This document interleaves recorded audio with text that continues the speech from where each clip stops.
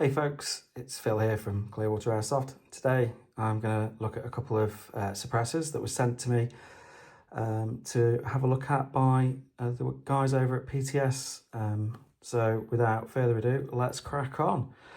So the two suppressors are licensed, as you would expect, and they're Griffin Armament products. And the two that I've got is the, I don't know if you can see that okay, the R22 modular suppressor. We'll go into that in a bit more detail later. And also the GP5 direct thread, and this is the tracer version, as you can see there. So if we start with this one, I mean, the boxes are lovely. They've got the licensed marks of Griffin Armament on there, but you know, it's what's inside that counts, isn't it? And inside you do get a really nicely made, as you've come to expect really with PTS, really nicely made suppressor. It's got all the details on as the same as a real GP5, but the great thing about this is it has a negative 14mm thread, so you can just screw that straight on to pretty much most AEGs, GBBs,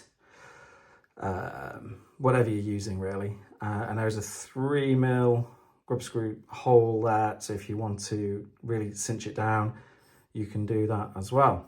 To access the tracer unit, you unscrew the front cap, and you have this spring inside, and then you can see the tracer unit down there. So what I tend to do is, you can't unscrew the bottom cap, or I couldn't get it off on this version. So I just used a cleaning rod or even a pencil and just push it from the other side so that you can get it out, so you can charge it. And if memory serves, I think it's a USB-C charging port, and then I think this one's set so that it's motion on. With the end cap on, you can just about see a bit of a flash from the muzzle, but obviously it's not designed to really give the flash like the Dead Air Sandman suppressor I've got, which has got the clear polycarbonate front, which really does look great, especially with a gas blowback. So this really is more of a tracer sort of version, but it's really well made, really solid, threads together really nicely. And in all fairness, when it's on the gun, it looks the absolute business. So there we go. So that's the GP5 suppressor. So I'll put that away, move that out of the way, and I'm just going to bring this in, which is the PTS Zev Technologies licensed version of the OZ9 pistol. And this is the standard version, not the full CNC £600 one. I think this retails for about £200. Again, PTS have sent me this. So in the interest of full disclosure, I haven't paid for it, they sent me it. And I got really lucky, I think, to get the new tan version, which I think just absolutely rocks.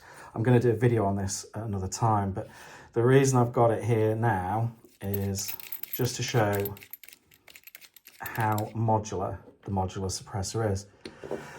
So this is the R22 modular suppressor, and it's got the taper mount kit, and you can also buy it with various adapters. So as you can see, I've got my VFC SR16 here, and the taper mount kit means that it comes with this really nice negative 14mm flash hider, and the suppressor literally just screws onto it. Dead easy. That's it. Simple as that. I love the end of the suppressor. I think it looks really good. In fact, I'll take it off because that'll make it easier to show you. So put the rifle out of the way for a second. I love that. I think it looks really, really cool. And I don't know if you can just see that. You can see the baffles inside this. This one doesn't have a tracer unit in, but you could swap out the baffles for the tracer. So if you've already got one, you could drop it in there. But the great thing about this is, as the name suggests, being modular, is that you can unscrew it. So you can take this end bit off, which mounts onto the taper mount, and you get this end cap. Now this end cap, I've got on here the adapter that fits onto pistols, but there is also another adapter that comes with it, which I think is a slightly bigger thread. So I know there are some pistols out there that use a slightly different thread pattern. And then if you screw the end cap like so, back into the main body of the suppressor, you end up with a really nice short suppressor. And this is really difficult to do while I'm looking down on the camera, but as you can see, it threads beautifully onto a pistol.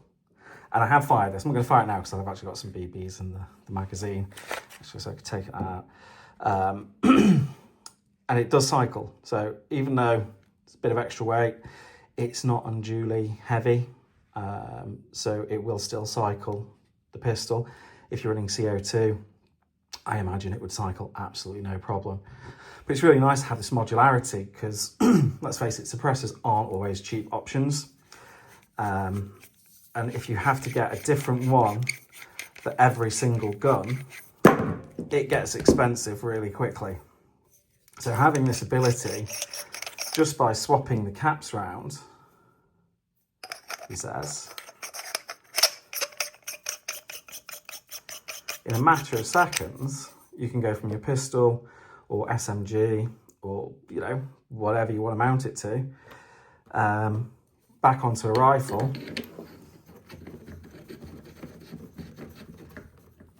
Dead easy.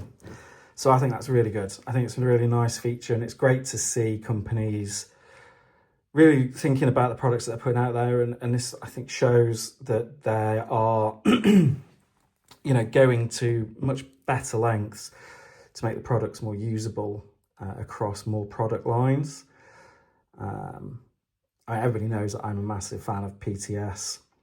I used their stuff long before they sent me anything to do a review on. And I just have always kept using them. The mags are fantastic. I use those in my recoil AEGs.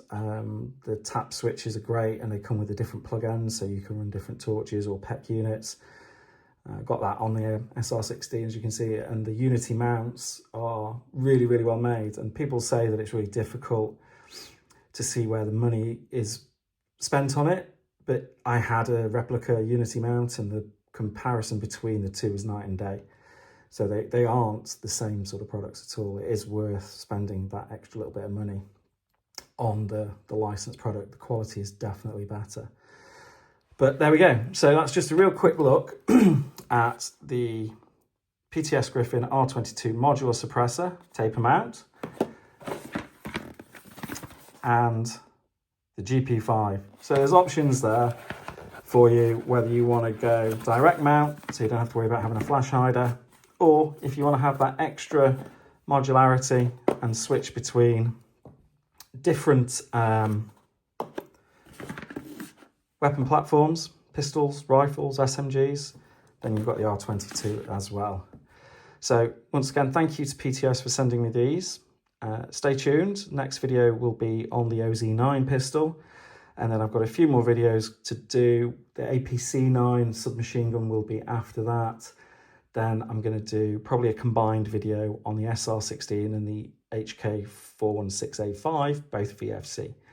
So thanks for watching. I hope you found this useful. Drop a comment in the comments below if there's anything else that you'd like me to see me cover. And otherwise, have a great Christmas and see you soon. Bye-bye.